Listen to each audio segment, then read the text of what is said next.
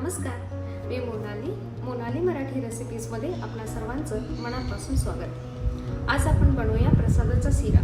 चला तर मग मंडळी बघूया इन डिटेल रेसिपी। प्रसादाच्या शिऱ्यासाठी लागणारे साहित्य 4 ते 5 तुळशीची पानं, काजू, बदाम, पिस्ता आणि इलायची इथे आपण व्यवस्थित कट करून घेतलेली आहे। केसर आपण इथे दुधात भिजायला घातलेला आहे। अर्धी केळी कट करून घेतलेली आहे। अर्धी वाटी तूप, अर्धी वाटी रवा। तूप गरम झाल्यानंतर त्याच्यात रवा ऍड करायचा आहे। अर्धी वाटी रवा आणि अर्धी वाटी तूप असं मिश्रण घेतलेलं आहे।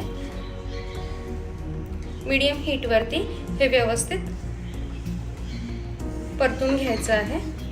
पॅरलली आपण पॅन गरम करण्यासाठी ठेवलेला आहे। त्यामध्ये आपण हे थोडंसं तूप घालून ड्राय फ्रूट्स फ्राय करून घ्यायचे आहेत। थोडंसं लालसर कलर येईपर्यंत भाजून घ्यायचे आहे। यामध्ये व्यवस्थित फ्राय करून झाल्यानंतर केळी ऍड करायची आहे।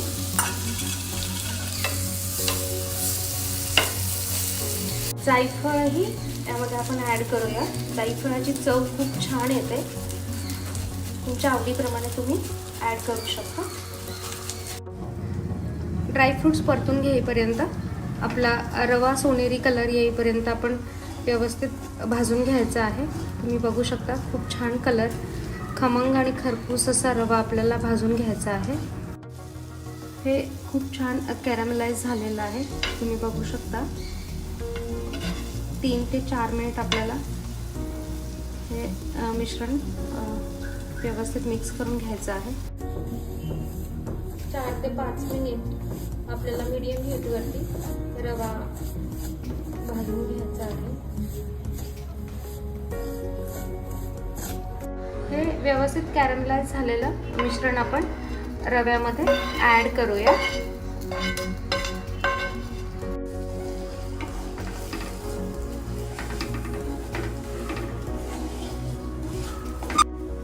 हे व्यवस्थित मिक्स करून झाल्यानंतर केसर घातलेलं दूध आपण यामध्ये ऍड करूया। तुम्ही बघू शकता केसरचा खूप छान फ्लेवर यामध्ये उतरलेला आहे।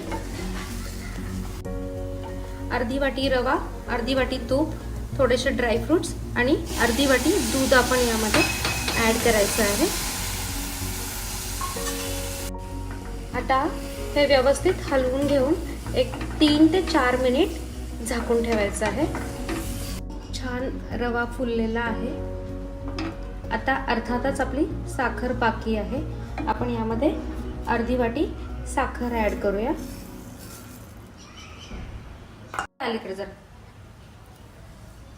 साखर घालून व्यवस्थित 2 ते 3 मिनिट हे हलवून घ्यायचं आहे। खूप खमंग वास येतोय।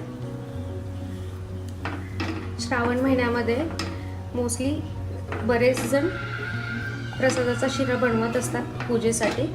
तुम्हीही नक्की ट्राय करा, खूप चविष्ट लागतो। आता यामध्ये आपण तुळशीची पानं ऍड करायची आहेत। प्रसादाच्या शिऱ्यासाठी मस्ट आहेत तुळशीची पानं। मी इथे 2 ते 3 पानं ऍड करत आहे। तुमच्या आवडीप्रमाणे तुम्ही घालू शकता। अशा पद्धतीने आपला प्रसादाचा खमंग असा शिरा तयार आहे। तुम्ही बघू शकता खूप छान फ्लेवर उतरला आहे केसरचा। वास तर खूप छान येतोय। तुम्ही ही रेसिपी नक्की ट्राय करा।